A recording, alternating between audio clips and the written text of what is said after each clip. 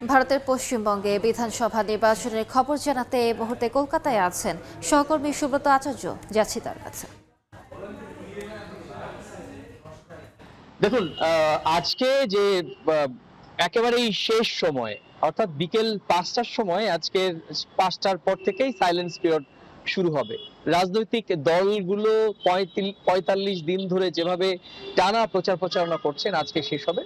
এবং এই দফায় যে নির্বাচন, সেই দফা নির্বাচনই আগামী ৪ তারিখের ফলাফল কার দিকে যাবে সেটি ঘোরাতে পারবেন রাজনৈতিক দলগুলো। কেন বললাম যে এই ২৯ তারিখে যে ১৪২টি আসনে ভোট হতে যাচ্ছে, এই এই ৭টি জেলার এই ভোটগুলো কিন্তু প্রত্যেকটি আসন গুরুত্বপূর্ণ।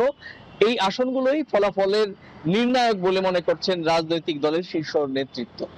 বিজেপির কাছে হয় এবার নয় নেভার, আর তৃণমূল কংগ্রেস তারা আবার প্রত্যাবর্তন ধরে রাখতে পারবে কিনা সেটি বড় ইস্যু। এবং রাজনৈতিক দলগুলো যারা ভোট বিশ্লেষণ করছেন, প্রথম দফায় যে হারে ভোট পড়েছে গড় ৯২ এবং কোনো কোনো ভোট কেন্দ্রে ৯৮% ভোট পড়ায় রাজনৈতিক বিশ্লেষক যারা ভোট নিয়ে কাজ করেন তারা কিন্তু হিসেব মিলাতে পারছেন না, কারণ অনেকগুলো ফ্যাক্টরের মধ্যে কাজ করেছে। বিশেষ করে এসআইআর, ভোটার তালিকা নিবিড় সংশোধনী যে প্রক্রিয়া, সেই প্রক্রিয়া নিয়ে কিন্তু প্রধান দুটো রাজনৈতিক শিবিরের মধ্যেই পাল্টাপাল্টি অভিযোগ রয়েছে। তার তার বাইরেও নির্বাচন কমিশন এবং কেন্দ্রীয় সরকারের ভূমিকা, সেটি কিন্তু জনমনে অনেক ধরনের প্রশ্নের জন্ম দিয়েছে। সেই সব বিষয়ে ভোটের বাক্সে প্রভাব পড়বে কিনা বা পড়লে কতটা পড়বে, সেটি কিন্তু শেষ দফার নির্বাচনের প্রচার প্রচারণায় রাজনৈতিক দলগুলোর বডি ল্যাঙ্গুয়েজে বোঝা না গেলেও রাজনৈতিক দলগুলোর অভ্যন্তরে যে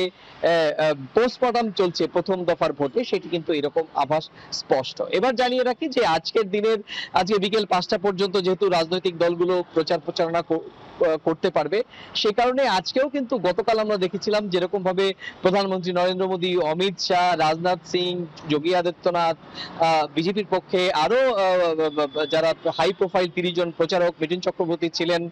আবার একই রকম ভাবে মুখ্যমন্ত্রী মমতা বন্দ্যোপাধ্যায়, তার দলের অন্যতম সৈনিক second in command Abhishek Bandyopadhyay, তার দলের হয়ে সেলিব্রিটি তারকা প্রার্থীরা যেমন প্রচার প্রচারণা করেছেন, আজকেও কিন্তু প্রায় চিত্রটা একই রকম। প্রধানমন্ত্রী নরেন্দ্র মোদী উত্তর ২৪ পরগনার ব্যারাকপুরে আসছেন, উনি এই নির্বাচনী প্রচার প্রচারণায় বলবেন। এবং একই রকম ভাবে বেহালাতে অমিত শাহ, তার একটি রোড শো রয়েছে। মুখ্যমন্ত্রী মমতা বন্দ্যোপাধ্যায় তার নিজের আসন ভবানীপুরে তিনি আজকে চষে বেড়াবেন। অভিষেক বন্দ্যোপাধ্যায় একই রকম ভাবে কলকাতায় বেশ কয়েকটি নির্বাচনী সভা করবেন এবং রোড শোতে যোগ দিবেন।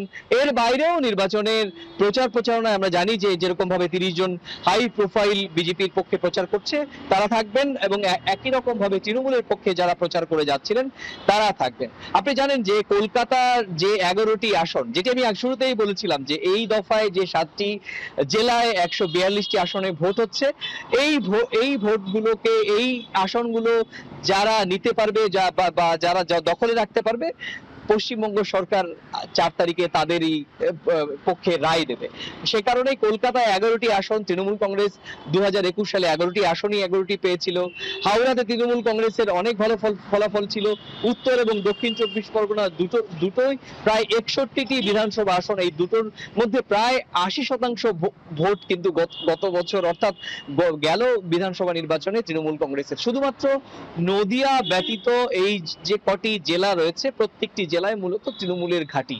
আর এই তৃণমূলের ঘাঁটি ভাঙতে না পারলে বিজেপি কিন্তু তাদের যে হয় এবার নয় নেভার, সেটি কিন্তু সেই রকম ভাবে আসবে। নির্বাচনী প্রচার প্রচারণার ক্ষেত্রে আমরা বরাবরই দেখেছি যে বাংলাদেশি অনুপ্রবেশকারী, ভোটার তালিকা নিবিড় সংশোধনী প্রক্রিয়া, তৃণমূল কংগ্রেসের অপশাসন, কারণ তারা ১৫ বছর ধরে তারা ক্ষমতায় রয়েছে, প্রতিষ্ঠান বিরোধী যে হাওয়া, কেন্দ্রীয় সরকারের বিরুদ্ধে বাঙালি আনা, পশ্চিমবঙ্গে ক্ষমতায় এলে তারা বাংলা ভাষাভাষীকে স্বাধীনভাবে চলাফেরা করতে দেবে না, মাছ এবং মাংস খেতে দেবে না। এই ধরনের প্রচার প্রচারণা কিন্তু আমরা গোটা নির্বাচন প্রক্রিয়ায় গত টানা ৪৫ দিন ধরে দেখেছি। শেষ মুহূর্তে প্রচার প্রচারণায় ভোটারদের মন জয় করার ক্ষেত্রে নতুন কোনো টনিক এই দুটো রাজনৈতিক দলের শীর্ষ নেতারা দিতে পারেন কিনা, এবং সেই টনিক কতটা ভোটাররা নিয়ে ভোট দেন, সেটি কিন্তু এখন দেখা দেখার বিষয়। তো সেজন্য আমাদেরকে 4 তারিখ পর্যন্ত তো অপেক্ষা করতেই হবে। তো এই ছিল আমার কাছে ভারতের অত্যন্ত গুরুত্বপূর্ণ পশ্চিমবঙ্গ রাজ্যের বিধানসভা নির্বাচনের প্রচারণার আজকের দিনে আমার কাছে থাকা সবশেষ তথ্য। সরাসরি যুক্ত ছিলাম কলকাতায়।